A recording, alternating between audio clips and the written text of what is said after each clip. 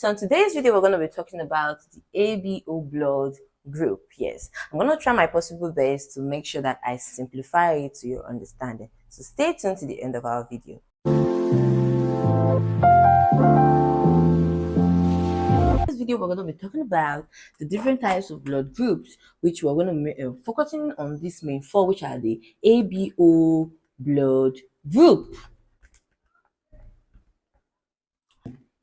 We are focusing on these four simply because these ones are more immunogenic. Yes, we have other types of blood like the RAH and so forth, but we are focusing on these main four, first of all, due to that they are more immunogenic. So over the years, during blood transfusions, or those persons who were transfused blood as of those years, that's like 150 years ago, some persons survived and some persons couldn't make it after each blood transfusion. So not until up to like 120 years later that researches and investigation was done, and it was discovered that on these red blood cells, that's on these erythrocytes, that there were antigens present. Like for example, these are red blood cells. They were like, let's use like flags. Yes, these flags, each flag has different antigens in each blood groups. Now, for blood group B, it's flagged. It has like the antigen B present. For blood group A, has antigen A present. And for blood group AB, it simply had a blood group. It has the antigen A and it also has the antigen B present. Why for the blood group O? Blood group O has no antigen present. Yes. Now, you have wondered why does A has antigen A present, B has antigen B present, and AB has the A antigen, and the B has the B antigen, and O does not have. Now, I want us to try and understand it this way. Now, let's just choose, for example, small towns or different countries has different flag in which they are known for. Now, for these country, it's known with antigen A, which is the flag A, B, and AB. Yes. Now, this blood group with the antigen A is going to create antibodies B, that is going to create antibodies against the blood group B. And as such, it's going to tell its body, like it's going to try to train its army in its body, or like the body, to fight any other blood group that is going to come to be present aside A. This simply means that it's going to train itself, or it's going to train this body to fight against every other blood group aside A, which is the B antigen, which is the blood group B. It's going to fight against the B. Now, for the blood group B, which has the B antigen present, it's going to simply train itself to fight against every other blood groups aside B, which is the A. So it's going to tell its army, when you see A coming, finish A, blood group A. So that's how it works. Now, for the blood group AB, it has both the A antigen and has both the B antigen. It has both flags. So do you think it's going to train its body or fight A when you see A come when it has A present? No. When you see B coming, it will fight B when it has B present? No. So he's not going, doesn't have like any antibodies against any of the antigens. For the blood group O, blood group O has no antigen present. And as such, is going to train its own army, its body, as its body is going to create antibodies against A. Blood group A, antibody A's, going to train body against the B's also. telling my body, oh, when you see B coming, attack B. When you see A coming, attack A. So that's how this is going to work. Now, what does this really tell you? Like, I want you to think, what do you think is going on here? See, is just a simple term. You need to understand that. Now, for the blood group A, which has antigen A, will only receive blood from blood group A. It cannot receive blood from blood group B. And mind you, this blood group O is a universal donor. And this being a universal donor, this simply means it can give out blood to both AB, B, and A. Yes, is a universal donor.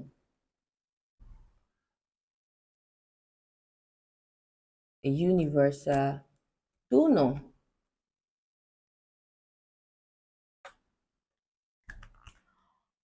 So, if blood group A is going to receive blood from only A, thereby creating antibodies against antibodies B. So, B is going to create antibodies against antibodies A, meaning antibodies A, when you are coming, oh, A, blood group A, they're with antigen A, you are fighting them off. So, if you see some persons that were transfused, if I'm blood group B and I'm being transfused with blood group A blood and blood group B, my body is going to react, and this can even lead to death. This is the reason why before each blood transfusion, investigations have been done to know the patient's blood group, the antigens present, and every other thing. So now, this blood group A will only receive blood from A and O, because O is a universal donor. While the blood group B with an antigen B is going to receive blood from B only, and O being a universal donor. And for the AB is going to receive blood both from A and B also, then O. Why for the blood group O is going to receive blood only from its own blood group, which is the O. Now, what do you think is going on here? Blood group A can only receive blood from A and O, blood group B can receive blood from B and O, and blood group AB can only receive blood from the A, B, and O. And blood group O can only receive blood from itself, which is the O.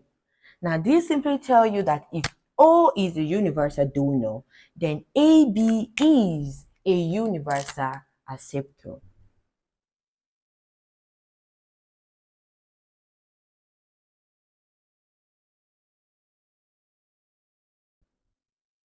So if your blood group AB, this simply shows that you are a universal acceptor. You can receive blood from the A, you can receive blood from the B, you can receive blood from the AB, you can receive blood from O, but you cannot give blood to O. Now, I want you to take note that the blood group AB has no antibodies against either A or B. This is because it has both the A antigen and the B antigen. And as such, it can receive blood from A, it can also receive blood from B, and also receive blood from O. It has literally no antibodies against A or against B. No, because it has both the antibodies. A can create so it's like it can also receive blood. So the blood group AB can receive blood from A, it can also receive blood from B. Same way the blood group AB can give blood to A, can also give blood to B. Now, AB can receive blood from its own blood group, which is the AB. B can receive from B, and A can receive from A. Then O can only donate or can't receive from anyone. Now, let's quickly look at RH, which is a rhesus factor. Now this rhesus factor, it has a little complexity, but it is also present in each blood group. Yes. Now let's take it like flag B. Yes. Now this rhesus D is present here as it's flagging itself as a D. Also present here a D, a D. Now I want you, before I forget, to understand that these antigens are just simply sugars. It's like saying, oh, there is antigen A sugar present in the blood. Yes. Now, for the ROH factor, which is a rhesus factor, it's presenting itself like a D, flag D, present in each of these red blood cells, which is your erythrocyte. Now, in a situation whereby there is no flag, this D flag present in each of these red blood cells, this simply tells you that they are negative. You're wondering why, if you go to do your blood group, you say, oh, I'm A positive, oh, I'm B positive, I'm O negative, I'm O positive. Yes. Now, they simply tell you that when you go to your blood test and there is no rhesus factor, that is the rhesus factor D is not present there in your red blood cell, this simply tells you you are negative. But a situation whereby the D flag is present in on the red blood cells, that's on the erythrocyte, that is you are positive. Now I just wiped off that of A, B, and O. This simply tell you that this simply tell you that the blood group A is a blood group A negative and blood group B negative because of the absence of the rhesus factor D here.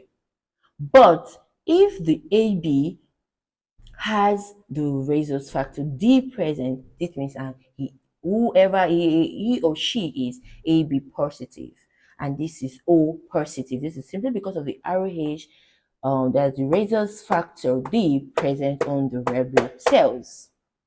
Now, this brings us to the end of this video, as I tried my possible best to see if I could simplify this without getting you confused or complicated. Now, this rhesus factor is simply going to lead us to our next topic, which is rhesus incompatibility.